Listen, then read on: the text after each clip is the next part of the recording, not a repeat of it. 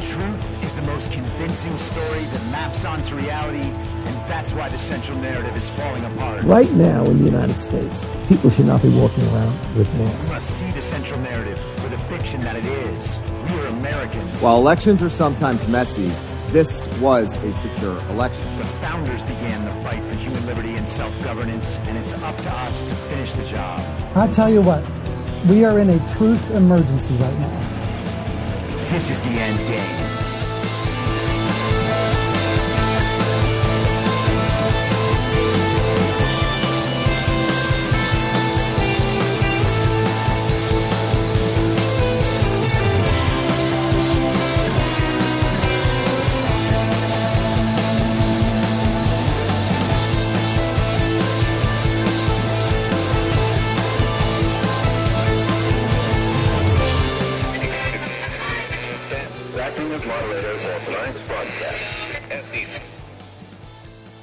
It's Monday, August 19th, 2024, the 1,307th day of dystopia.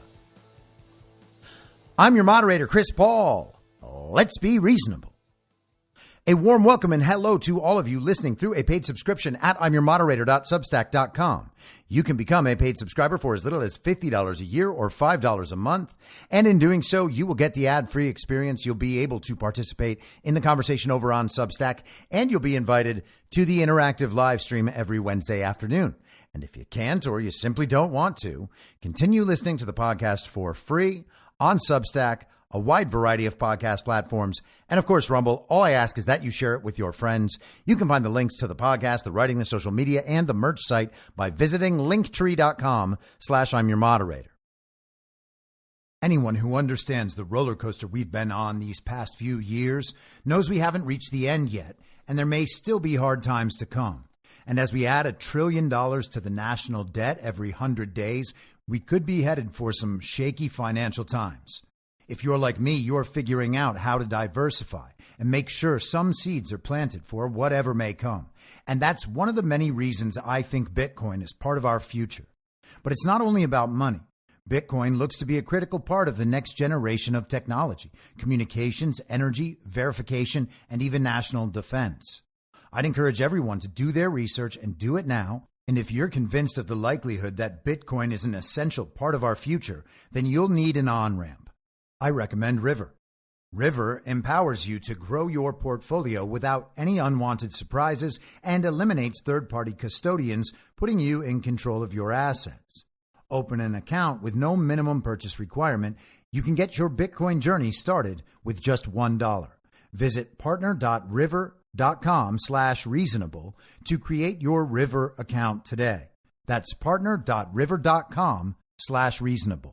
Now, I know that many of you out there understand the need to diversify assets, or maybe you're looking to protect your retirement savings, but you're not quite there yet on Bitcoin, and you feel better about precious metals. I get that too.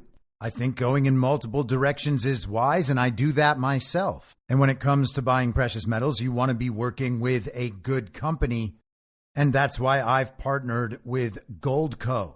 Goldco is a 6-time Inc. 5000 winner, 2022 Company of the Year, and they've helped people like you and me place over $2 billion in gold and silver. And I have gotten silver from Goldco. And right now they're offering my supporters up to $10,000 in bonus silver while supplies last. Don't pass this offer up. Go to reasonablegold.com now. This is your opportunity to protect you and your family from an out-of-control government before it's too late. So don't wait a second longer. Take action today.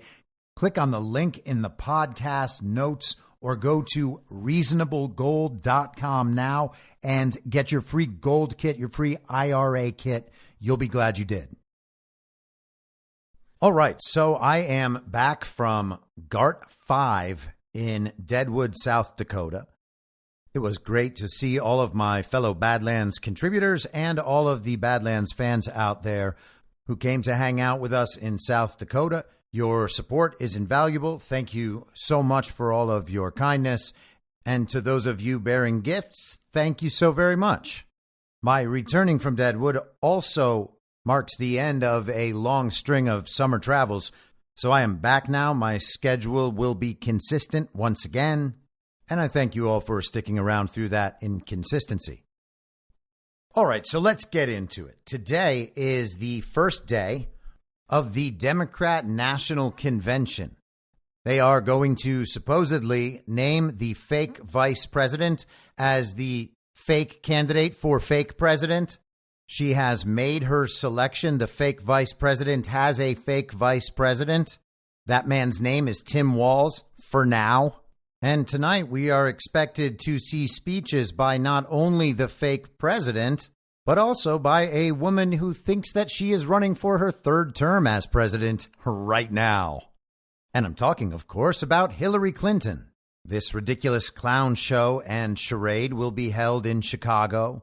We are told that based on geofencing, there are somewhere around 80,000 Antifa on the ground in Chicago, ostensibly there to attempt to put pressure on the fake vice president for when she becomes fake president to take the side of the Palestinians in the conflict that has been ongoing since the paragliding go-kart incident. All of this is being compared to the 1968 convention in Chicago, where there was a protest movement attempting to attack the candidate from the left. Let's go to Wikipedia for the official story about what happened in 1968. The 1968 Democrat National Convention protests were a series of protests against the United States' involvement in the Vietnam War that took place prior to and during the 1968 Democrat National Convention in Chicago, Illinois. The protests lasted approximately 7 days, from August 23rd to August 29th, 1968, and drew an estimated 9,000 to 10,000 anti-war protesters. Many left-wing counterculture and anti-Vietnam War groups, as well as supporters of anti-war Democrat presidential candidate Eugene McCarthy, began planning protests, marches, and demonstrations in response to the convention and the impending presidential nomination of Democrat nominee Vice President Hubert Humphrey. There were several attempts by local Chicago authorities to prevent the protests from occurring. However, they were unsuccessful, and the city promised law and order in order to suppress the protesters. Many protesters, reporters, and bystanders were met with unprecedented levels of police brutality and police violence by the Chicago Police Department, particularly in Grant Park and Michigan Avenue during the convention. The actions by Chicago police, the Illinois National Guard, and other law enforcement agencies were later described by the National Commission on the Causes and Prevention of Violence as a quote-unquote police riot. During the evening of August 28, 1968, with the police riot occurring on Michigan Avenue in front of the Democrat Party's convention headquarters, the Conrad Hilton Hotel, television networks broadcast live as the anti-war protesters began the now iconic chant, "The whole world is watching." On the public's response, Wikipedia had this to say: the American national news media, whose correspondents had been among the victims of police brutality at the convention, were at the forefront of criticism of the Chicago police. According to journalist Barbara Ehrenreich, and by the way, it's worth noting, Barbara Ehrenreich is the mother of Rosa Brooks, who was directly involved in the Transition Integrity Project and the author of the playbook behind the so-called Blitz primary, which may or may not be happening this week. We will see how the media responds, and we'll see if at the end of all this, Kamala Harris is still the fake candidate for fake president in this fake campaign leading up to a fake election. Rosa Brooks was also the author of an article for The New Republic in the Trump is Hitler series that we covered a couple months back. So her mother, Barbara Ehrenreich, is the journalist quoted in this Wikipedia piece. Barbara Ehrenreich was a member of the Democrat Socialists of America. So Ehrenreich says, in a rare moment of collective courage, the editors of all the nation's major newspapers telegrammed a strong protest to Mayor Daley. Mayor Daley was blamed for what was seen as the city's harsh police response. He was also credited with helping rig the election on behalf of John F. Kennedy in 1960. And that, no doubt, is its own rabbit hole. NBC newscaster Chet Huntley announced to the nation on the evening news that, quote, the news profession in this city is now under assault by the Chicago police.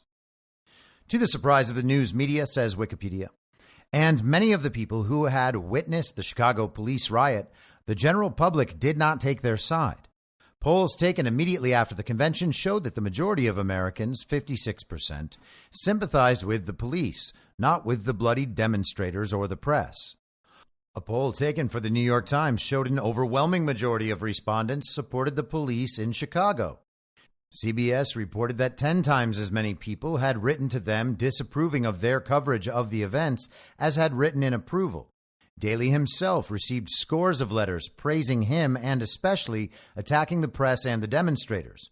One after effect of this backlash was soul-searching by the media class, who spent the next few years in almost reverent examination of the white working class and middle class, mostly non-coastal strata of population dubbed the silent majority by soon-to-be President Richard Nixon and Middle America.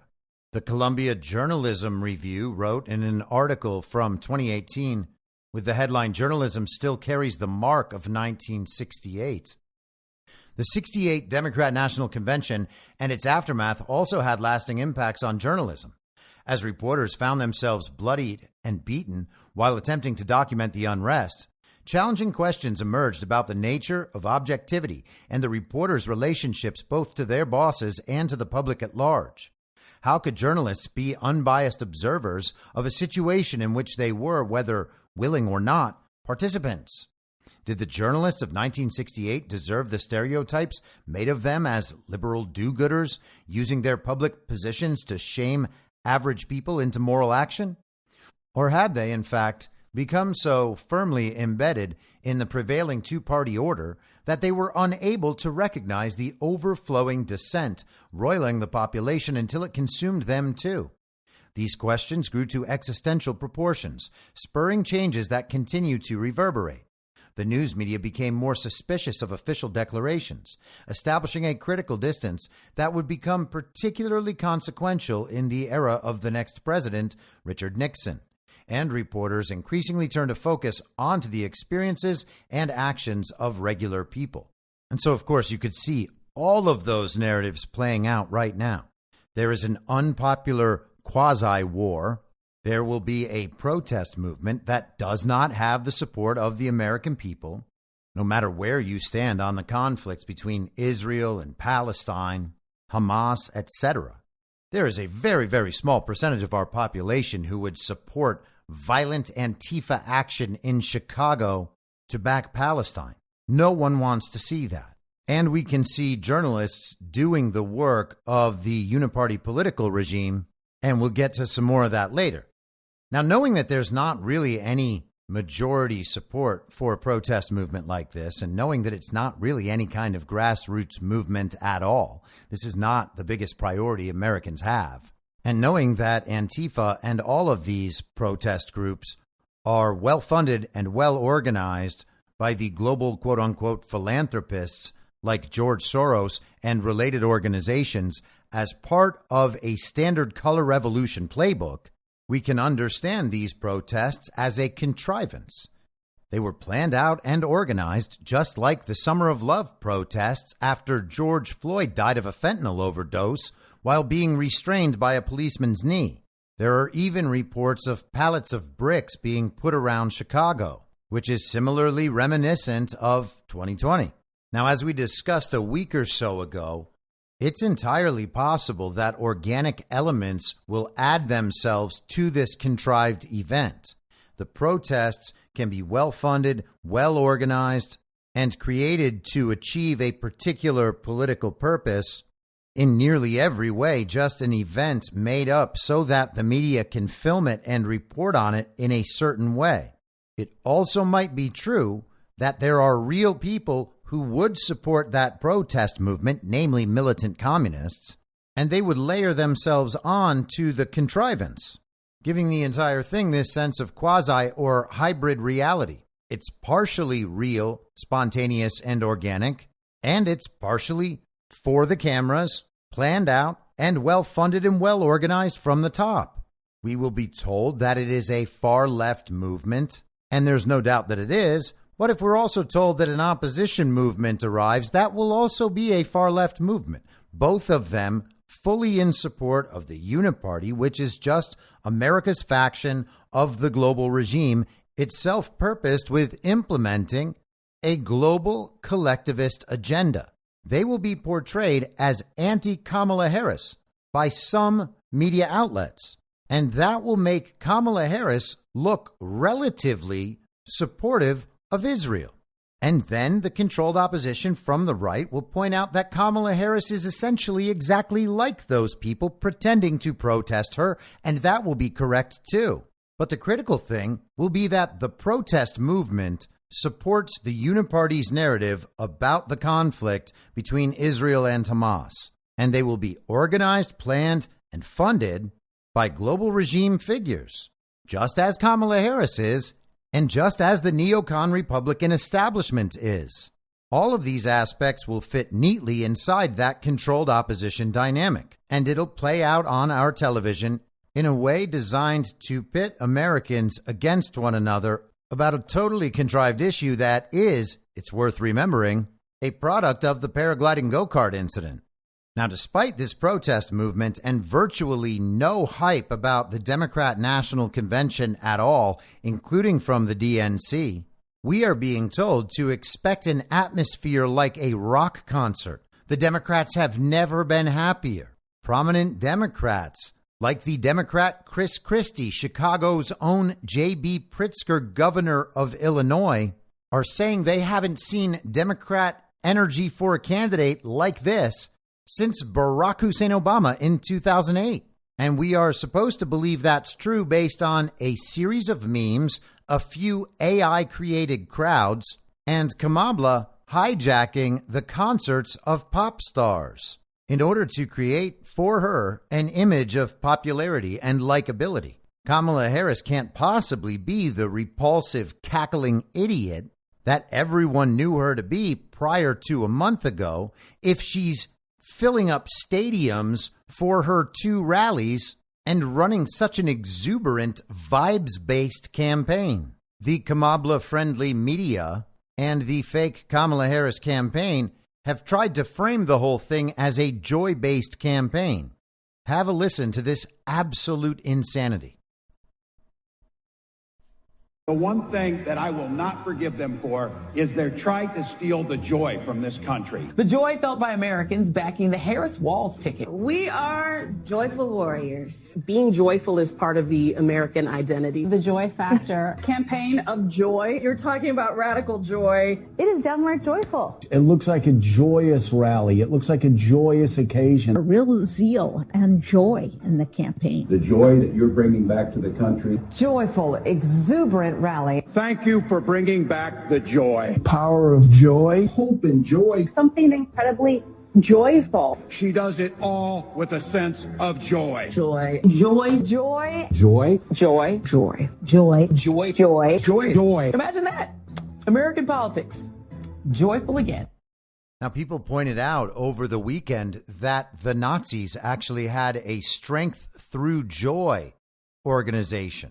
Its official name, Kraft durch Freude, and it was designed to promote Nazism through subsidized leisure activities and holidays and creation of the Volksgemeinschaft. The campaign was designed to promote Nazism by providing subsidized leisure activities such as holidays and cruises to German workers. This was intended to foster a sense of community and national consciousness, bridging class divisions and reducing class conflict. And you can get this from the Wikipedia page. They believed they could enhance worker morale and productivity. By organizing leisure activities and improving access to consumer goods, the campaign sought to boost worker morale and productivity. This was crucial for the rearmament process and overall economic goals of the Nazi regime. Activities included film screenings, theater trips, sporting events, and vacations, which were meant to inspire workers and make them feel their work contributed to the nation's benefit. They believed this would promote the Volksgemeinschaft, which is the people's community, the idea of equality in a classless society. It was meant to be achieved through organized leisure activities that aligned with Nazi values such as cultural events and physical fitness programs. And imagine that. State-controlled leisure. What could be better? By organizing workers' leisure time, the Nazis aimed to prevent unstructured leisure that could lead to dissent or nonconformity. The program was a form of regimented leisure, ensuring that leisure activities served the interests of the state. And of course, what they were doing was portraying an image to the rest of the world. Look how great all of this is. And think about it. Think about how much better your life could be if Kamala Harris was in charge of your leisure time. And if there's one thing Kamala Harris is known for, it's providing leisure. Now, while they're doing everything to separate Kamala from the fake President Joe Biden, the fake vice president is still saddled with the incumbent image. There's no way she can separate herself from Joe Biden. They are inextricably linked. And the country, by and large, does not like Joe Biden. They don't like what the Biden-Harris administration have done. The mainstream media has now done its part in destroying the image of Joe Biden for the nation. And obviously, Joe Biden did not do himself any favors when the nation was actually encouraged to take a critical look at Joe Biden.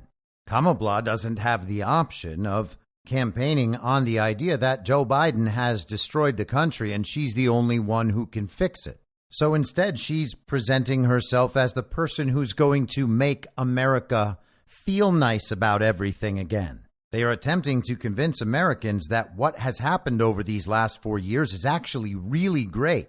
And while it may have been difficult, those times are over and Kamala is going to take it to the next level. And we will get to some of her plans shortly.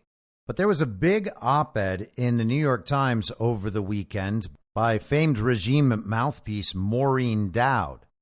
The headline, "The Dems are delighted, but a coup is still a coup." She writes, "We head to Chicago on a wave of euphoria, exuberance, exultation, excitement, and even, you might say, ecstasy.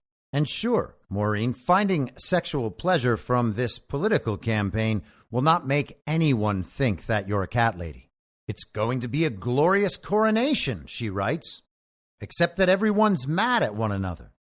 Top Democrats are bristling with resentments even as they are about to try to put on a united front at the United Center in the Windy City. A coterie of powerful Democrats maneuvered behind the scenes to push an incumbent president out of the race. It wasn't exactly Julius Caesar in Rehoboth Beach, but it was a tectonic shift, and, of course, there were going to be serious reverberations. Even though it was the right thing to do, because Joe Biden was not going to be able to campaign, much less serve as a president for another 4 years in a fully vital way, it was a jaw-dropping putsch. But at some point, when the polls cratered, Democratic mandarins decided to put the welfare of the party and the country ahead of the president's ego and stop catering to his self-regarding fantasy that he was the only one who could beat Donald Trump. And that's rather amazing, isn't it? They just decided to replace the guy who had received all the votes in the fake primary with a person who hadn't even competed in the fake primary and thus received 0 votes. That's good for the country. It's good for democracy. That's what Maureen Dowd just said. That is certainly what the Uniparty has portrayed. You just have to take for granted that Donald Trump really is the threat they say he is, despite him already being a good president for at least 4 years. And Dowd does take for granted that you agree. Everyone's biggest priority is making sure that Donald Trump cannot be president. So a coup against the current president, well, that's good for the country. Just like the coup against Donald Trump was also good for the country, according to people like Maureen Dowd. Back to the article. She writes, also, they all could know that Biden was slowing faster than he and his family and his inner circle were acknowledging. Biden went from looking, quote, forward to getting back on the campaign trail, end quote, to gone in one weekend, with the handprints of Barack Obama, Nancy Pelosi, Chuck Schumer, and Hakeem Jeffries on the president's back. And when Kamala Harris deftly cemented her position as the nominee, the party erupted in a dizzying sense of possibility. Now, all of that is pretty ridiculous as far as framing goes. Kamala Harris didn't deftly do anything. People said it was Kamala, and everyone went along with it. The names of Hillary Clinton and Bill Clinton, by the way, are suspiciously absent here. We were told weeks before the replacement of the fake president in the fake campaign for the fake election that if Biden were to step down, it would only be with the approval of Barack Obama, Bill Clinton, Chuck Schumer, and Nancy Pelosi. Dowd lists Obama, Schumer, and Pelosi, but swaps out the Clintons and replaces them with Hakeem Jeffries. How could Biden not be hurt that the Democrat convention went from 4 days of sitting Shiva, as James Carville put it, to a joyful romp with Kamala atop the ticket? Democrat after Democrat who had been close to Biden before conspiring to push him out had to confess to cable anchors that they had not been able to talk to the president who was sulking in his tent. Party leaders whitewashed the coup by ornately extolling Biden. James Clyburn told CNN that Biden had a record that, quote, no president of the United States could ever match. Pelosi proposed on CBS's Sunday Morning that Biden's face should be carved onto Mount Rushmore. Place to make whatever decision, the top of his game. Such a consequential president of the United States, a Mount Rushmore kind of president of the United States. Want to know what comes next? That he belongs up there on Mount Rushmore, Lincoln and Joe Biden.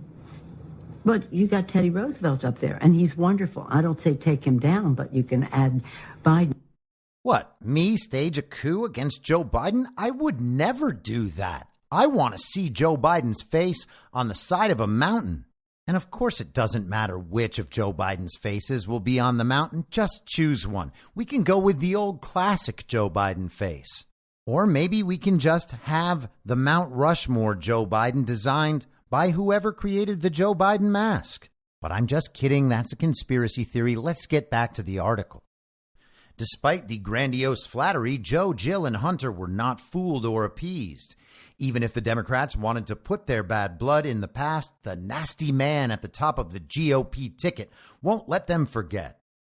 Kamala wants nothing to do with crooked Joe Biden, Trump ranted on Truth Social Thursday. They are throwing him out on the Monday night stage known as Death Valley. He now hates Obama and Crazy Nancy more than he hates me. He is an angry man, as he should be. They stole the presidency from him. It was a coup. As much as she cared for the president, Pelosi would never choose helping the House of Biden over helping her beloved House of Representatives. Their alienation of affection was clear in interviews she did to promote her new book, The Art of Power. One of the most ruthless and successful tacticians in congressional history seemed sheepish about knifing her pal and conflicted over whether to take credit. At two, Nancy? Biden must have thought. When David Remnick asked Pelosi if her long relationship with Biden could survive, she replied, I hope so. I pray so. I cry so. She added, I'll lose sleep on it. Yeah. There was no kumbaya. Biden didn't care about the, quote, 3 generations of love, end quote. Pelosi told Jen Psaki that her family had for him. The president already resented Obama for shoving him aside for Hillary, and he resented Hillary for squandering that opportunity and losing to Trump. Even though Obama tried to do everything quietly to protect his saintly status, Joe was furious that Obama was sidelining him twice. Michelle Obama's relationship with Biden soured when his family ostracized Hunter's first wife, Michelle's friend Kathleen. That's one reason the popular Michelle wasn't on the campaign trail for Biden.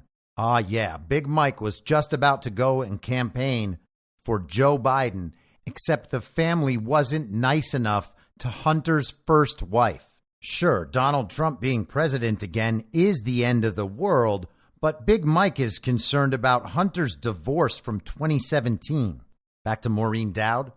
Kamala can't be thrilled that Obama, Pelosi, and Schumer hesitated to endorse her because they wanted more moderate rivals to compete in an open mini primary. And that scenario is the Blitz primary outlined by Rosa Brooks.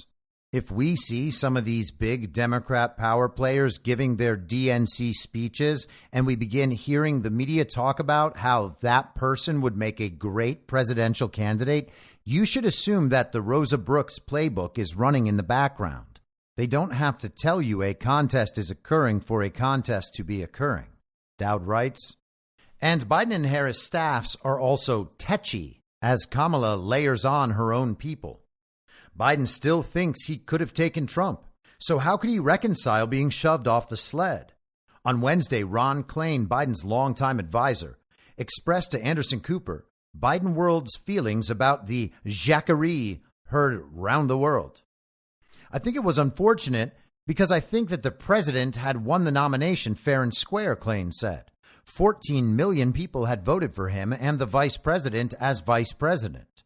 He added, I do think, the president was pushed by public calls from elected officials for him to drop out, from donors calling for him to drop out. And I think that was wrong. Those who pushed Biden out should be proud. They saved him and their party from a likely crushing defeat, letting Trump snake back in and soil democracy. That would keep Biden off Rushmore. So according to Maureen Dowd, and at least to some degree the New York Times, coups are now totally okay in the United States of America. They're no longer even shying away from the word. The mainstream media was complicit in a long-running soft coup against Donald J. Trump, the duly elected president of the United States. And now they're rationalizing and justifying a very quickly executed coup run right out in the open. And people might be inclined to think, well, all they did was prevent Joe Biden from running for another term as president, and he probably wouldn't have won. So they're not actually removing him from office. But of course, they are doing that. If this was a real situation and Joe Biden was a real president, and we had real elections and real primaries, they just would have usurped the authority of the voters in choosing Joe Biden to run again. And to the extent that some group of power players in Washington simply decided that Joe Biden could not have another term as fake president, that would accurately be called a coup. They are openly promoting the idea that the government should be run and must be run by whoever they choose. And you have to understand that that makes you a slave. Their little group decides who gets to make the rules for you, and they're not even pretending anymore that you chose it for yourself. They're just saying that's what's best for you. What kind of regime would do such a thing? Let's explore that a little bit. Now, I've been referring to what we are facing as global communism for the entire run of this podcast. And I've been told many times that I was red baiting or that I was going too far, that I would turn people off or that I wouldn't be taken seriously. I wasn't correctly identifying what the political ideology of our enemy actually was. In the view of most people 4 years ago, there was no Uniparty. It was Democrats and Republicans, and neither of them were communists. They were both very American and supported American free markets and capitalism. They were both very patriotic and differed only in how they believe the government should function. And you have to say that if you support the Uniparty, because that's the official story within the central narrative. If you say something other than that, the controlled opposition dynamic breaks down and the binary choice goes away. All of a sudden, people realize there is something actually outside that. And the thing that is outside is actually more attractive. In fact, it's the only way to prevent the problems that are being caused by the Uniparty. We've been told that the global agenda is not communist in nature. The World Economic Forum's agenda is not communist. It's stakeholder capitalism. They don't care about sovereign nations or sovereign individuals, which is an obvious precondition for an open borders global society. They intend to run the entire world as one at the behest of their stakeholders, which are global government and transnational corporations. This ideology has been present throughout the past, moving around the world through the empires of the last 2,000 years and beyond. The agenda is discernible, and once you're able to spot it, it appears in some form everywhere and repeats itself over time. The same regime suggesting that we will all be equal serves the oligarchs. They can have properties in the most exotic and desirable locations in the world, and in a few more years you will own nothing and you'll be happy. As the World Economic Forum says, it has always been communism. It can only be communism. The agenda and the ideology are explicitly collectivist, and they are marketed from the perspective of the average person. If they told you what it really was, they would simply call it feudalism. But it's even worse because this feudalism has no honor code. So people used to get very mad at me for pointing all of this out. They thought this is not how America is. This is not an ideology that is widely represented in American politics. And it turns out that until a few years ago, it was the only ideology widely represented in American politics. Americans had tuned out. They had bought the marketing. They had bought into the controlled opposition dynamic. They believed that the two parties actually represented two different ideologies with two different agendas. And American elections were commonly referred to as a choice between two evils. Everyone back then thought our elections were real. But that's not the system we actually live in. And once we recognize it, it behooves us to look back and try to be honest with ourselves and our common understanding of history to see if this agenda and this ideology have been around a lot longer than we've traditionally thought. And of course, it has. But we weren't allowed to talk about it because global communism, of course, is inextricably linked to Zionism. Because one of the key aspects of the Zionist movement is global coordination and centralized top-down control. The global organizations are actually higher on the food chain than the governments of nations. And understanding that makes it kind of silly to believe that the leaders of these nations are making decisions for themselves in the first place. On some level, we understand that our politicians and the politicians of the collective so-called West are puppets acting on behalf of these global governing bodies, but it's easy to ignore what that actually means in practice. Well, apparently the reality of what all of this actually is has begun to break through into the central narrative, initially in the person of the fake vice president's fake vice president, and now in the person of the fake vice president. Politico published this 10 days ago. Walz's China ties garner attention, provoke GOP criticism. Washington and Beijing are figuring out what to make of Minnesota Governor Tim Walz's connections to China and how they might shape policy toward the U.S. adversary if he and Vice President Kamala Harris win in November. At 25 years old, Walz taught in China at the same time as the Tiananmen Square protests, earning the nickname Fields of China among his students. He went there on a honeymoon with his wife Gwen and two groups of American high schoolers and visited 30 more times in the years afterward. And in Congress, he established himself as an advocate for human rights in China and a critic of its government. He'd be the first vice president to have lived in China since George H.W. Bush, who served as U.S. envoy to mainland China under President Gerald Ford. How about that? Former director of the CIA sent over as China envoy, and then China opens up to the neoconservatives. Gosh, how does it all happen? These crazy coincidences. Just neoconservatives, those very staunch conservatives, working with Chinese communists. Who would have ever predicted it? This unusual resume for an American politician has attracted lots of attention. Columnists and analysts in both countries have dissected Walz's record in recent days, parsing through his biography and his congressional work for clues on how he and Harris might approach Beijing amid continued tensions over Taiwan, the South China Sea, and other flashpoints. Chinese pro-government journalist Chen Weihua wrote a piece in state-run newspaper China Daily on Thursday asking if Walz could restore quote-unquote sanity to U.S. policy toward China. Some activists and analysts in China voiced enthusiasm about Walz, pointing to his experiences in the country. Republicans claim Walz is too soft on Beijing and, in some cases, suggest he may advance the Chinese government's interests. A pro-Trump super PAC posted an interview on X, which Walz gave as a member of Congress, where he said he didn't fall into the category that China necessarily needs to be an adversarial relationship. The Republican National Committee shared an old video of Walz saying he is pretty friendly with China. The Trump campaign promoted a Fox News segment on social media that slammed him as Great Walls of China. Marco Rubio argued on X, formerly Twitter, Walz is an example of how Beijing patiently grooms future American leaders. And the Heritage Foundation alleged that Walz is compromised by Chinese government influence efforts, pointing to circumstantial ties with Chinese officials.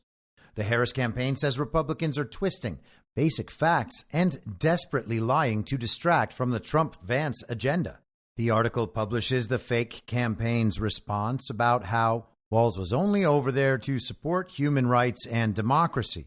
They also note that J.D. Vance's wife, Usha, also taught in China as part of an exchange program. So let's pick it up here.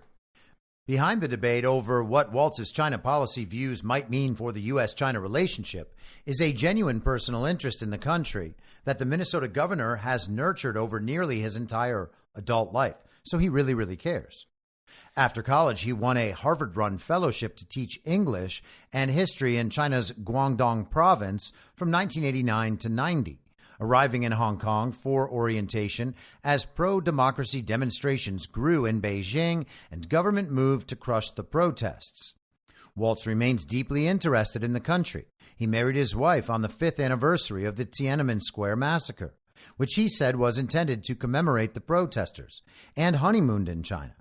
As a teacher in Nebraska and Minnesota, he and his wife ran a small travel business that organized educational trips to China for American high school students. He was also a visiting fellow at the Macau Polytechnic Institute. In Congress, Walz served on the Congressional Executive Commission on China, a U.S. government watchdog that monitors human rights in China. He also met with the Dalai Lama and other Tibetan leaders. And Walz expressed support for Hong Kong democracy activists. He was the only House Democrat to co-sponsor the Hong Kong Human Rights and Democracy Act in 2017. The bill became law after Walz left Congress. Jeffrey No, a pro-democracy activist from Hong Kong, and that's Politico's description of him. That means that he's basically Chinese BLM Antifa. Wrote on X, formerly Twitter, that Walz, quote, is perhaps the most solid candidate when it comes to human rights and China on a major party ticket in recent memory, if not ever. So that's Politico running some cover for Tim Walz, the flamboyant fake vice president's fake vice president. But the claims that he was just fighting for human rights and our democracy aren't really working. This is the Washington Free Beacon today. Walz praised Chinese communism as a system where everyone shares. As a high school teacher in the 1990s, Democrat vice presidential candidate and Minnesota Governor Tim Walz appeared to extol life under Chinese communism, telling his students that it is a system in which, quote unquote, everyone shares and gets free food and housing. It means that everyone is the same and everyone shares, Walz said during a lesson on China's communist system in November 1991. The doctor and construction worker make the same. The Chinese government and the place they work for provide housing, and 14 kilograms or about 30 pounds of rice per month. They get food and housing. Isn't that great?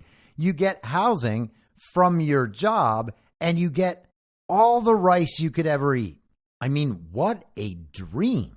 People act as though communism is like slavery, but that's nothing like slavery. I mean, sure, you live where you work and you only eat rice all the time, but at least you don't need anything when you can't have anything. Back to the Washington Free Beacon.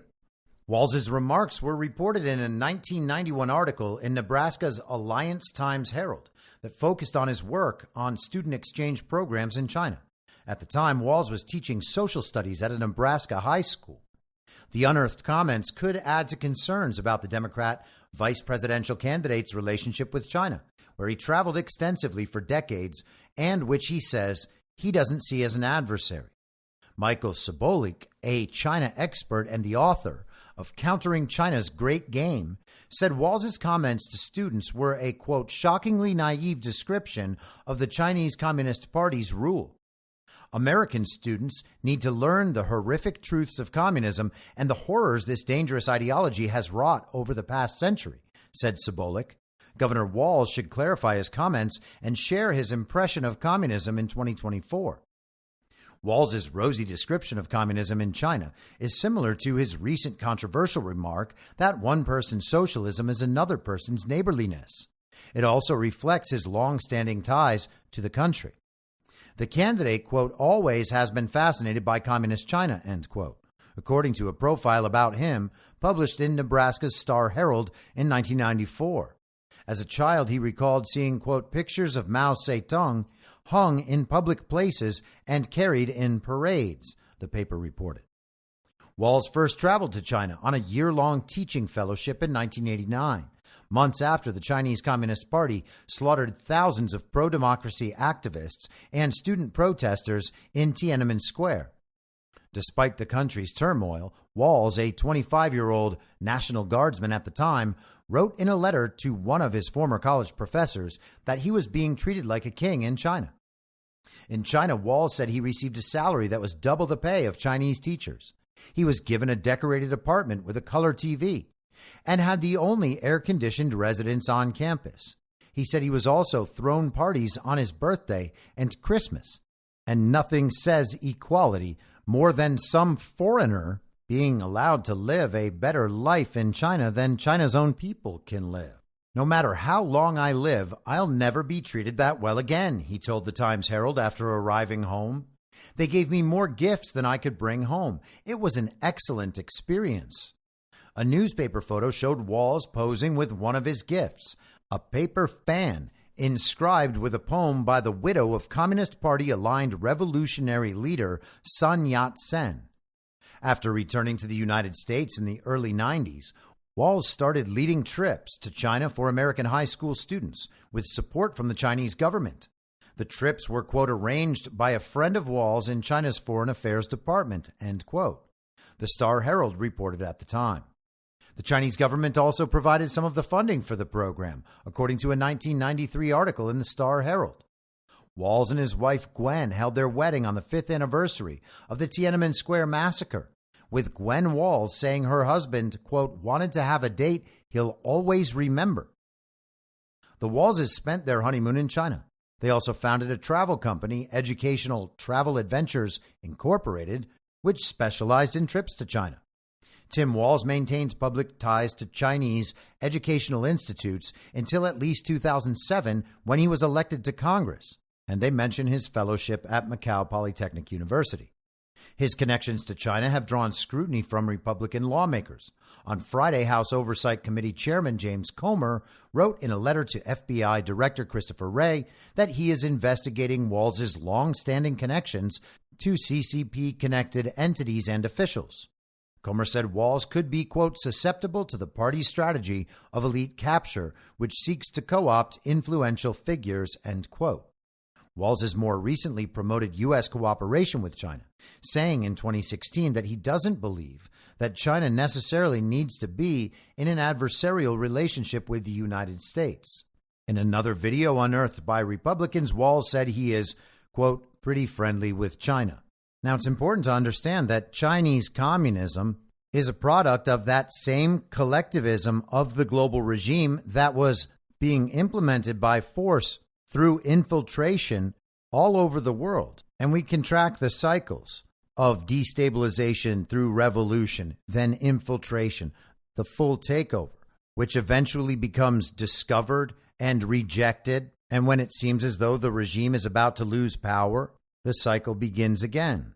We weren't the only country with a revolution happening in the late 18th century, and there have been major cycles of that since, around the time of our Civil War, World War I and World War II, and of course this age that we are currently in.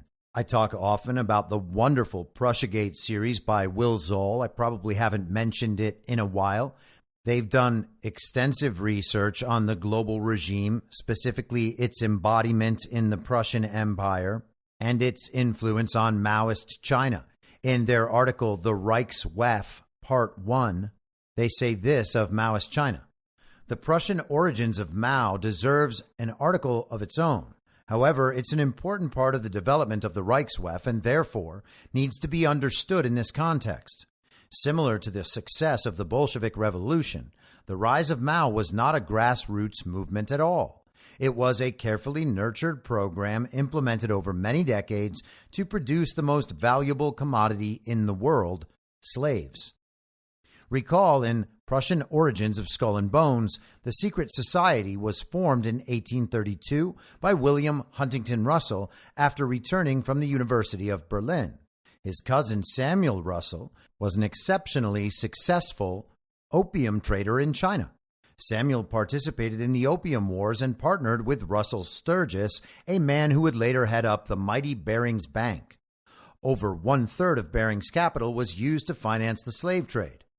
Yale is the home to Skull and Bones and, unsurprisingly, has a very long relationship with China, dating back a few years after Skull and Bones was founded.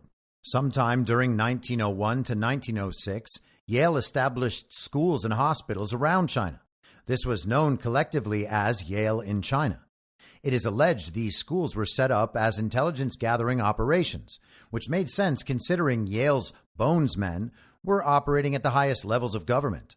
The most startling aspect of this, however, was the connection Yale in China would have with a man who would rise as the supreme dictator of China, Mao Zedong. In 1972, Professor Jonathan Spence discovered Mao's connection to Yale, and they cite some of his work here, writing, "Yale has helped many young men begin their political rise to power. In the class of 1919, in addition to the 1,000 male leaders graduating in New Haven, Yale in China was helping a young man by the name of Mao Zedong." He goes on. William F. Buckley was not the only Yale figure connected with the presidential trip to China.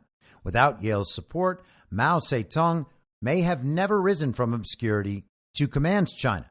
Now, William F. Buckley is a very prominent, quote-unquote, conservative. But what he really is a neoconservative.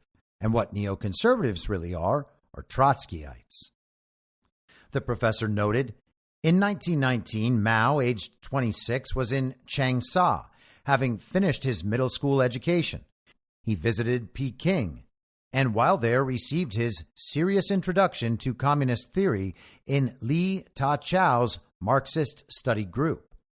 Now, if he wanted to develop a reputation in socialist circles, he had to find a forum to propagate his views. At this crucial point, the Student Union of Yale in China invited Mao to take over the editorship of their journal. Mao accepted the position and changed the format of the student magazine. It would now deal with social criticism and current problems and focus on thought reorientation. Mao traveled to Peking and studied Marxist theory. In Shanghai, he met Chen Tu-su, who later became leader of the Chinese Communist Party. Mao was told to form an area branch of the Communist Party, but he had neither the funds nor a meeting place. Once again, Yale stepped in, recalled Spence. The Medical College of Yale in China agreed to rent him 3 rooms, which Mao named his culture bookshop.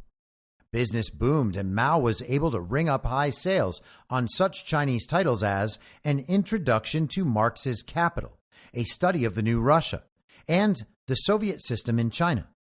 Mao's reputation grew, and from this base he was able to organize 7 branch stores, continued the professor in Chinese history. The profits generated were used to finance the Socialist Youth Corps and the Communist Party. Yale in China was heavily influenced by Skull and Bones members. Reuben Holden, another bonesman and China luminary, compiled the history of the Yale in China Association from 1901 to 1951. He was also the husband of George H.W. Bush's cousin, and from 1953 to 1971 ran the office of secretary at Yale. The book provides a massive insight into Yale's influence in China during this period. The Chinese Civil War that broke out between Mao and Generalissimo Chiang Kai-shek was a long, drawn-out affair, and America carefully played both sides of the conflict. The involvement of bonesman operatives is quite unbelievable. What is important to understand for the purpose of the Reichswehr is the extent of infiltration that had taken place in China, and that Mao was aligned to Americans who would eventually use China's future misery to their advantage. And this, by the way, is the Prussiagate writers. These Americans would not seek to empower America, but rather empower and enrich the organization to whom they all pledged their higher loyalty. This would become apparent in 1971 when the man who inspired the Reichswehr paid a secret visit to China. This man was Henry Kissinger. From 1950 to 1971, Mao managed to kill over 100 million Chinese citizens through starvation, execution, and finally a cultural purge. The Chinese people were left destitute, reduced to nothing more than government-sponsored slaves. During this period, some Americans enjoyed the hospitality of Mao. Anna Louise Strong was an American journalist who supported Mao and eventually settled in China and developed a friendship with the murderous communist dictator. Her nephew, Maurice Strong, led the charge at the 1992 Earth Summit and laid the foundations for today's climate change movement. Eventually investigated with participating in the Iraqi oil for food scandal, Maurice decided to permanently settle in Beijing. Part 1 concludes this way. Maurice Strong was just one of a plethora of dubious characters with deep ties to China.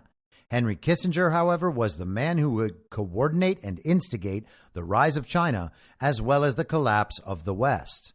And of course, that's not all. The global regime bankers were critical in the rise of communist China. I asked Perplexity AI to describe the relationship of the Sassoon family and the Chinese Communist Party, and here's what it returned. And by the way, you can read about this extensively in a great book from the 1930s called Empire of the City. The relationship between the Sassoon family, often referred to as the Rothschilds of the East, and the Chinese Communist Party is primarily historical and economic rather than political or ideological. Oh, sure it is. And again, this is the common trick. It really is. If you are a globalist, if you support the global regime's agenda, it doesn't matter which ideological brand you choose. The Sassoon family, originally from Iraq, built a vast business empire across Asia, including in China, during the 19th and early 20th centuries. Their wealth was largely derived from trading in textiles, cotton, and opium. The family's involvement in the opium trade was significant, and they were major players in the opium wars between Britain and China. And who runs the British Empire, by the way? Oh, yeah, that's the Rothschilds, the British Crown. The Crown being, by the way, not the royal family, but the global regime bankers in the city of London. The Sassoons expanded their business operations to Shanghai and Hong Kong, investing in real estate and various industries. This expansion contributed to the development of these regions as major economic centers. However, the rise of the Chinese Communist Party in 1949 marked a turning point. The communist victory led to the decline of the Sassoons' business empire in China, as the new regime nationalized many foreign-owned businesses and assets. Despite their economic setbacks, the Sassoons left a lasting cultural and social impact in China. They were known for their philanthropy and support of the Jewish community in Shanghai, particularly during the influx of Jewish refugees fleeing fascism in Europe. And I guess we will just pretend for now that that was accurately framed. Overall, the relationship between the Sassoon family and the Chinese Communist Party was shaped by the broader historical and economic changes in China during the 20th century. The communist victory effectively ended the Sassoons' business activities in China, but their legacy in the region's development remained significant. It really is the same group of people controlling all of these situations and bringing this system into all of these different countries and regions of the world. And as I've said many times, ultimately, the Chinese Communist Party is no different than America's Uniparty. We're told it's a one-party communist government.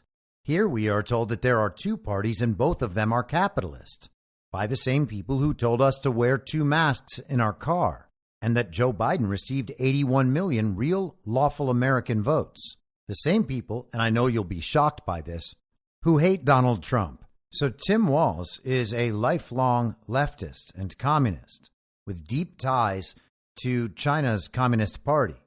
But he's just the fake vice president's fake vice president. He's not the principal in the situation. For that, we have to focus on Kamala Harris. Now, we talked before about their campaign of joy and the roots of focusing on the strength of joy, the joy-based campaign. And that's not the only blatant historical collectivism in the marketing of Kamala Harris's fake campaign. On Friday, the propagandist behind Obama's Hope poster published Kamala's version with the word forward written across the bottom. Now let's go back to April of 2012. This is the Washington Times. New Obama slogan has long ties to Marxism and socialism. The Obama campaign apparently didn't look backwards into history when selecting its new campaign slogan, Forward, a word with a long and rich association with European Marxism. Many communist and radical publications and entities throughout the 19th and 20th centuries had the name Forward or its foreign cognates. Wikipedia has an entire section called Forward, generic name of socialist publications. The name Forward carries a special meaning in socialist political terminology. It has been frequently used as a name for socialist, communist, and other left-wing newspapers and publications, the online encyclopedia explains. The slogan Forward reflected the conviction of European Marxists and radicals that their movements reflected the march of history, which would move forward past capitalism and into socialism and communism. The article ends this way. Conservative critics of the Obama administration have noted numerous ties to radicalism and socialists throughout Mr. Obama's history, from his first political campaign being launched from the living room of two former Weather Underground members to appointing as Green Jobs Czar Van Jones, a self-described communist, and of course Van Jones is still all over CNN.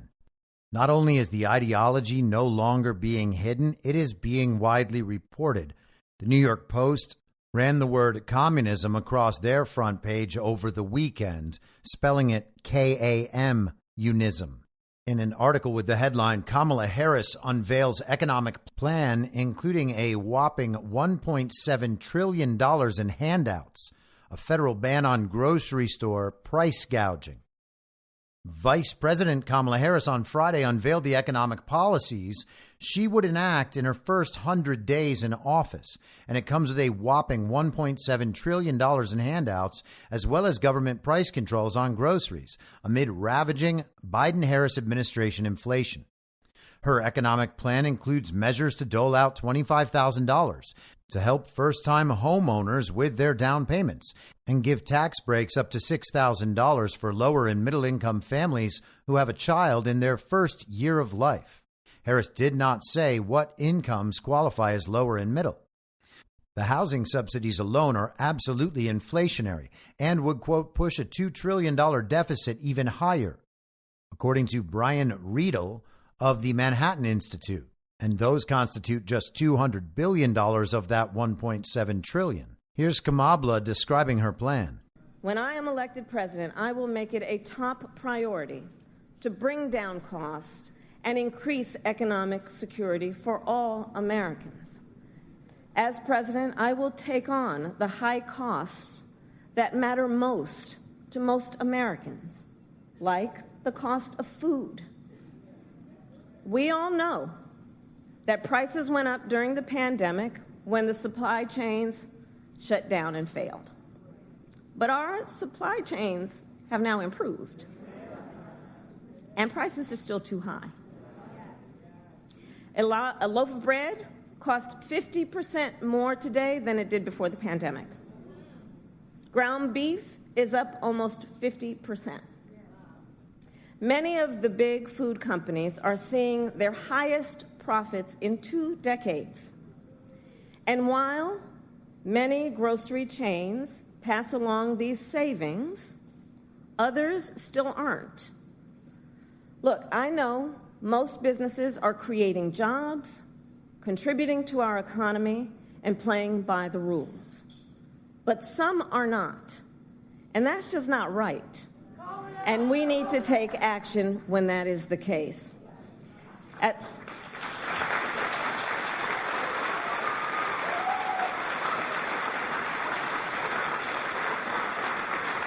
As Attorney General in California, I went after companies that illegally increased prices, including wholesalers that inflated the price of prescription medication, and companies that conspired with competitors to keep prices of electronics high.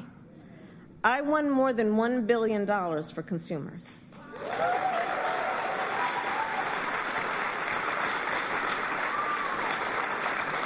So believe me, as president, I will go after the bad actors.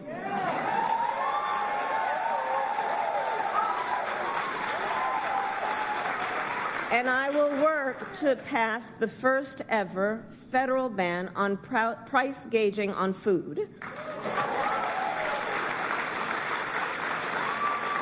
My plan will include new penalties for opportunistic companies that exploit crises and break the rules, and we will support smaller food businesses that are trying to play by the rules and get ahead.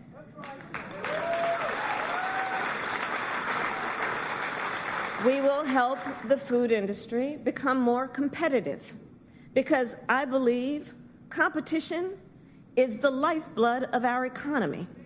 More competition means lower prices for you and your families.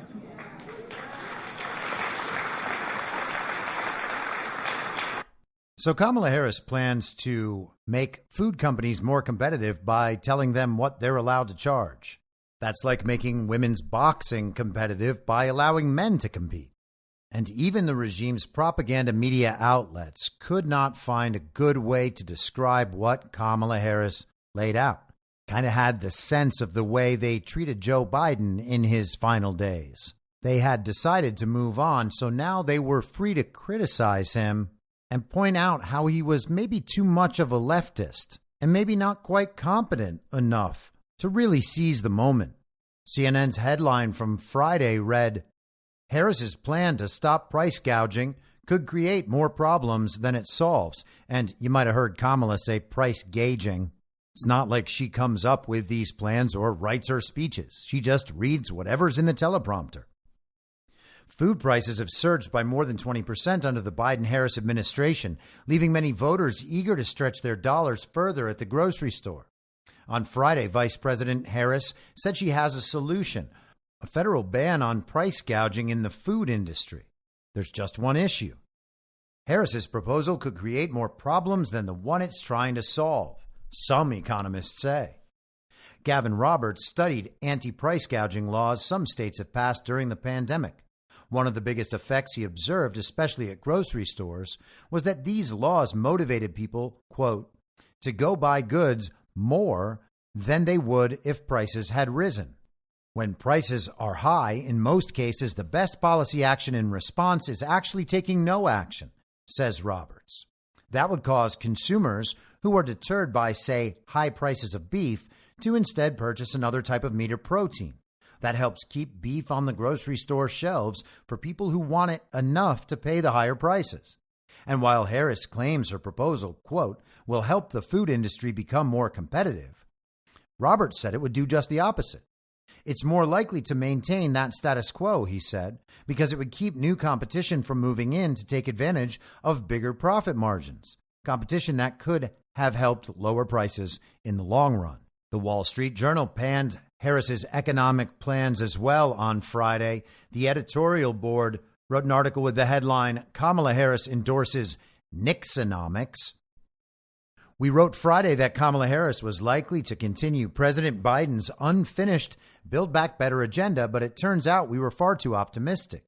The policy priorities the vice president laid out Friday are much worse, including a plan to impose national price controls on food and groceries. The Build Back Better agenda, it should be noted, is the World Economic Forum's agenda. It is absolutely and unequivocally the global regime's Great Reset agenda. Ms. Harris's political problem is that the Biden-Harris economic policies have delivered inflation and declining real incomes. The high price of food is a particular sore point, and the vice president's response is to make it worse by resorting to Venezuelan-style left-wing populism. That's no exaggeration. On Friday, she floated a, quote, first ever federal ban on price gouging on food and groceries, including, quote unquote, new authority for the Federal Trade Commission and state attorneys general to punish companies for charging too much. This sounds like legislation introduced by Senator Elizabeth Warren that would ban, quote unquote, grossly excessive prices as determined by the FTC. Business violations would carry a penalty of up to 5% of annual revenue. This would effectively let the FTC set prices. But what is an excessive price? Is $4 too much for a gallon of milk in Omaha? Is it a different price in Miami? FTC Chair Lena Khan and her army of bureaucrats would presumably decide. There's also no evidence that supermarkets or other food retailers are gouging anyone. Food prices are higher than they were before the Biden presidency, but that is because of inflation. Retail grocery prices have risen roughly in tandem with wholesale prices. Supermarkets also have narrow margins on sales, roughly 2%, compared to 8% on average for other businesses. Fixing prices is a recipe for shortages, as controls would discourage grocery suppliers. Voila, empty store shelves. Price controls have led to shortages everywhere they've been tried, from Moscow to Caracas. The last American president to impose wage and price controls was Richard Nixon in the early 1970s. He had to stage a humiliating retreat amid shortages and market dislocations, and prices immediately soared when controls were lifted. This, by the way, is referred to as the Nixon shock. This is how Wikipedia describes it. The Nixon shock was the effect of a series of economic measures, including wage and price freezes, surcharges on imports, and the unilateral cancellation of the direct international convertibility of the United States dollar to gold taken by U.S. President Richard Nixon on 15 August 1971. And how's that for a 53-year delta? This in response to increasing inflation. Although Nixon's actions did not formally abolish the existing Bretton Woods system of international financial exchange, the suspension of one of its key components effectively rendered the Bretton Woods system inoperative. While Nixon publicly stated his intention to resume direct convertibility of the dollar after reforms to the Bretton Woods system had been implemented, all attempts at reform proved unsuccessful. By 1973, the current regime, based on freely floating fiat currencies, de facto replaced the Bretton Woods system for other global currencies. Back to the Wall Street Journal. If Ms. Harris really believes in this price fixing, she lacks the most basic understanding of economics. If she is merely floating it to be able to get price gouging into a speech, her cynicism is also telling. Ms. Harris's other ideas aren't much better. She wants an expanded $3,600 child tax credit with a bonus to $6,000 for newborns, which would together cost more than $1.2 trillion over a decade. These would essentially be a guaranteed income, since Ms. Harris wants to make the credits fully refundable, i.e., available for people who don't work. She also wants to revive the American Rescue Plan's earned income tax credit boost for childless households, roughly tripling it to $1,500 from $600. Democrats claim the credit promotes work, but studies show otherwise. It's also rife with fraud. The IRS estimates the improper payment rate is about 25%. The Biden-Harris inflation has made homes unaffordable for most young families, and her brainstorm for that is more subsidies. Ms. Harris wants $25,000 in down payment assistance for first-time homebuyers, but this would merely drive home prices higher.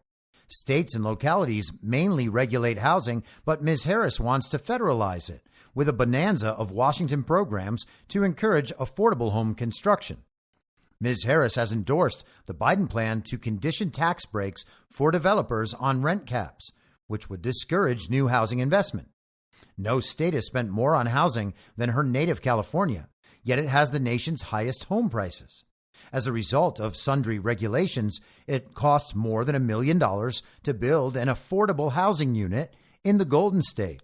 And of course, they've wasted billions pretending to build low-income affordable housing and homeless housing that has not been built, and they maintain an out-of-control homeless problem that makes the quality of life in California's major cities no longer worth anything close than what it costs to live in those cities. They conclude this way. We could go on about her other ideas, such as her embrace of Mr. Biden's $5 trillion in tax increases, but the ideas she claimed as her own Friday reveal a candidate whose economic judgment is deeply flawed. And of course, that is a rather silly take because Kamala Harris did not think of her economic plan. She has made no judgment in this whatsoever. She is repeating what is in the teleprompter, and her quote unquote presidency would be no different. The only purpose of regime-oriented presidents is to implement the global regime's agenda and, of course, sell it to the American people as something that is not only desirable, but exactly what they chose, no matter what it is they actually wanted. You're able to do that sort of thing when the elections are fake. In one of the only questions Kamala Harris has answered throughout the last few weeks of her fake campaign, a reporter asked her how she plans to pay the trillions of dollars that her plans will cost. Here's her answer. You unveiled some economic policies last week. Yeah. Can you explain how you're going to pay for those? And can you give us a sense of what other policies you want to unveil going forward? Sure. Well, I mean, you just look at it in terms of what we are talking about, for example, around children and the child tax credit and extending the EITC. It's at $6,000 for the first year of a child's life. The return on that investment in terms of what that will do and what it will pay for will be tremendous. We've seen it when we did it in the first year of our administration. We reduced child poverty by over 50%. So that's a lot of the work. And then what we're doing in terms of the tax credits, we know that there's a great return on that investment. And when we increase home ownership in America, what that means in terms of increasing the tax base, not to mention property tax base, what that does to fund schools, again, return on investment. I think it's a mistake for any person who talks about public policy to not critically evaluate how you measure the return on investment. When you are strengthening neighborhoods, strengthening communities, and in particular the economy of those communities, and investing in a broad-based economy, everybody benefits, and it pays for itself. So you see, it pays for itself based on what she has been told will be a return on investment. You spend all this money, you put all these policies in place, and then it will just be worth it in some abstract sense. It must be worth it. It is so good that it has to deliver a return on investment. And if it doesn't deliver a return on investment, at least at that point, you'll be able to argue it was the right thing to do, even if it has disastrous consequences. And it's arguments of this kind that have helped to create a $35 trillion deficit in the United States that will obviously absolutely never be repaid. That was just an argument that the policy was worth it, based maybe on how much joy it would provide. She did not actually answer the question, though. She did not say how it would be paid for, and apparently that's intentional. Here's one of Kamala's surrogates today on ABC News. Talking about policy. In fact, I think Vice President Harris has been incredibly brave to roll out an ambitious economic agenda because we all know how this works. The more details you share, the more your policies are going to get picked apart. But she's saying, I trust the American people. I trust the journalists to explain these policies and our values to folks. And I think when that happens, it will be successful for Democrats. These are very pro-worker, pro-middle class policies that people have been waiting for. So Kamala's fake campaign tells us that Kamala Harris does not have to explain her policies. That's the job of journalists. They're supposed to tell the American public why Kamala Harris's policies are important. They're supposed to figure out how Kamala Harris's policies will be paid for, apparently. And naturally, they have set about doing that because the media is just as much a part of the global regime's communications apparatus as Kamala Harris is a part of their political apparatus. Fake elections, illegitimate presidents, coups right out in the open, price controls, spending and debt that are totally unmoored from any economic reality through the ability to print currency. A domestic terrorist organization presented as a protest movement meant to shore up the candidate with the Israel lobby and Israel first voters, and a media that will cover for and rationalize absolutely all of it. This is global communism, just right out on the surface. It's not trying to hide. Donald Trump called it out by name at his rally in Wilkes-Barre, Pennsylvania over the weekend. By the way, she'll be easier. She'll be easier than him. Her policies are so bad. Her policy, remember, her father was a Marxist economic professor. He was a Marxist, an avowed Marxist. This is not what we want in this country. And think of it. Does anyone here feel richer under Kamala Harris and Crooked Joe? Is anything less expensive under Kamala Harris or Crooked Joe? No. It's been devastating.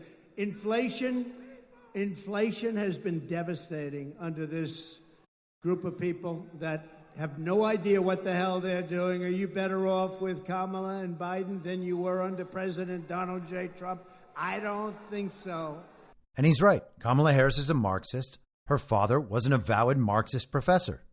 And Trump has been hammering this on Truth Social. In the afternoon yesterday, he wrote, "We had to turn away lots of people yesterday in Wilkes-Barre, Pennsylvania, but Comrade Kamala Harris's social media operation showed empty seats long before the rally started, early in the afternoon, when, in actuality, we had to turn away 11,500 people. She's a crooked, radical left politician, and always will be. Everything she touches turns bad, just like California and San Francisco before it, as is the case with all Marxists. She should never have been vice president and had to stage a coup of Joe Biden with her America-hating friends Barack Hussein Obama, crazy Nancy Pelosi, crying Chuck Schumer, and the rest. Comrade Kamala is a stone-cold loser, and she will fail. And if she doesn't, our country will cease to exist as we know it, turning into a communist, crime-ridden garbage dump. November 5th will be the most important date in the history of the USA. It's as simple as that." He also said Comrade Kamala Harris is terrible for our country. She's a communist, has always been a communist, and will always be a communist. Under her leadership, in quotes, the USA will fail and fail quickly. We will not let that happen. He's continued this morning.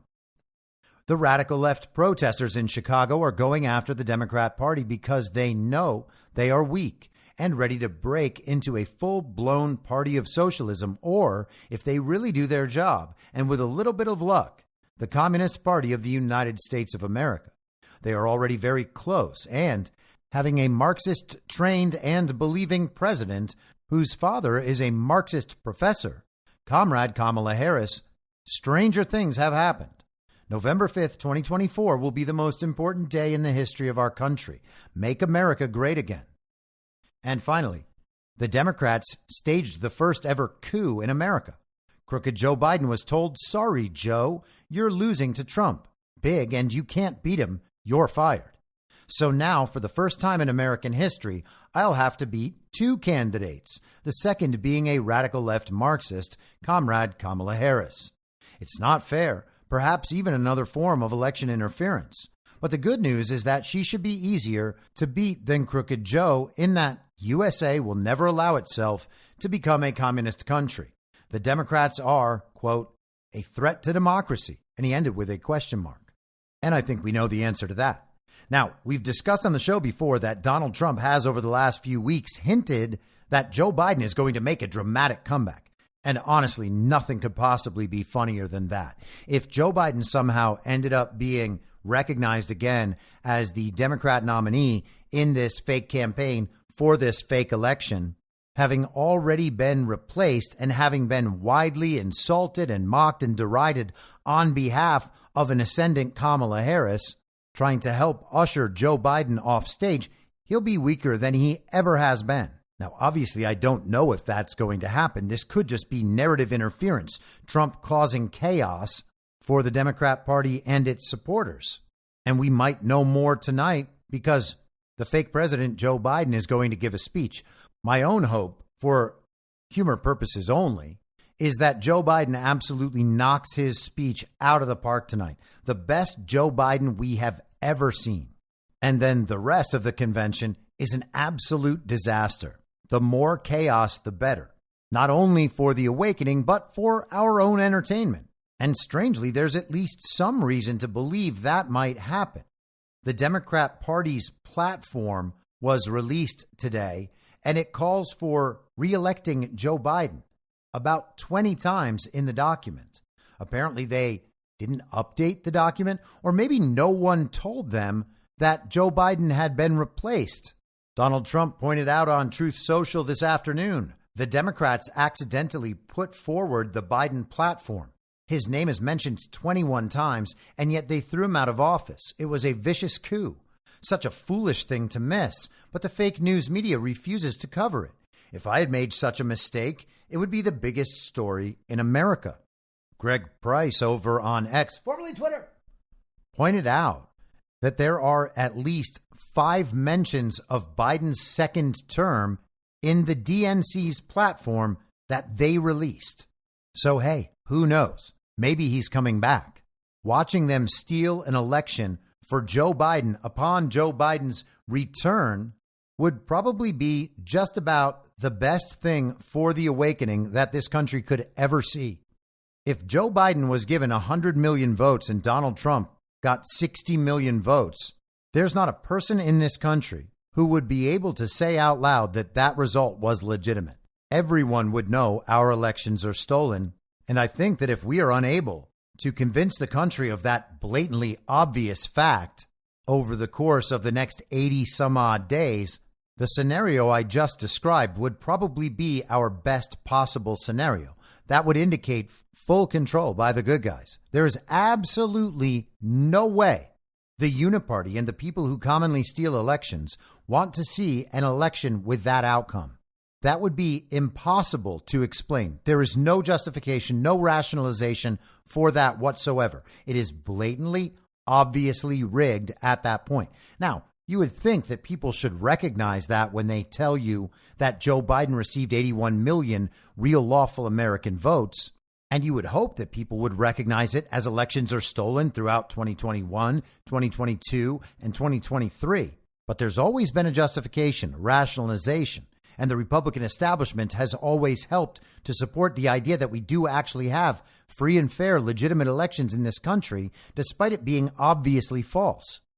There's nothing anyone can do about Joe Biden, 100 million, Donald Trump, 60 million. Now, while the normies out there think all of this is crazy, they think Kamala is the candidate and it's quote unquote too late to replace her, or there's going to be some problem with ballot access. There is still plenty of time for chaos and signs that more chaos is inbound. You have to understand that there are no rules in this process. They are attempting to win a narrative battle and will use whatever methods they deem necessary to convince the public that someone other than Donald Trump could win and that some ideology other than MAGA could win. Because that's where they have to get all that power for the races they're going to steal down ballot. And they are going to steal races down ballot. They're telling us that Democrat senators are winning in swing states like Iowa. Sherrod Brown, who's been there forever, somehow beating the Trump-endorsed Bernie Moreno in Ohio, a state that everyone basically agrees is now, quote unquote, deep red. Not that elections aren't stolen on behalf of Republicans. The Uniparty's best scenario is to keep their election fraud apparatus in place. And that might require allowing Donald Trump to win and then filling up the government down ballot and in states right down to the local level with Uniparty affiliated candidates, some of whom will be Republican, to make it look like the elections are free and fair, safe and secure, and that the reported results accurately reflect the will and intent of the American voter. And then they would just proceed to subvert Donald Trump through that same long-running soft coup that they have been running since 2016, if not much longer. But there is still plenty more strangeness to come.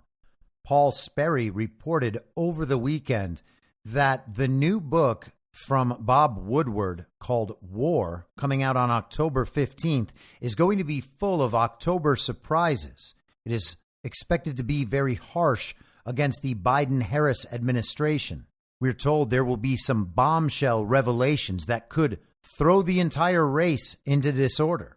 And who knows, maybe that will be used to explain why Trump just barely won in that scenario I just described. But it's awfully funny to think about a book release dropping bombshells as an October surprise when the book publishers certainly know what the claims are. Why aren't they telling anyone? Isn't it important for the American people to know this sort of thing as early as possible?